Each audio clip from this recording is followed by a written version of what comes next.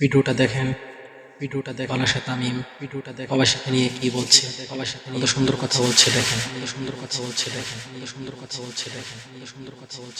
But দেখেন, কোনোদিন যদি আমাদের দেশ আহ, বিপদে পড়ে, আহ, আমি কোনোদিন বিপদ থেকে বাংলাদেশকে বাঁচাতে পারবো না। আমি যত বড় ক্রিকেট প্লেয়ার হই না কেন বা ফিল্ম স্টার হই না কেন, কেউ বিপদ থেকে বাঁচাতে পারবে কিন্তু যারা আমাদের জন্য বিদেশে কাজ করছে। হ্যাঁ, প্রবাসী বাঙালি যারা, ওনারা বাংলাদেশে বিদেশে কাজ করে কষ্ট করে টাকা পাঠায় বাংলাদেশে, and that helps our country's economy to get stronger, you know.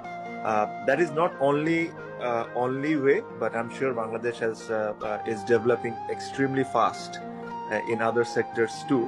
But remittance is a big part of Bangladesh. And এই আমাদের এই পপুলেশনের কারণে দেখবেন যে অনেকে বলতে শুনি আমি যে আমরা কি শ্রীলঙ্কা হয়ে যাব নাকি।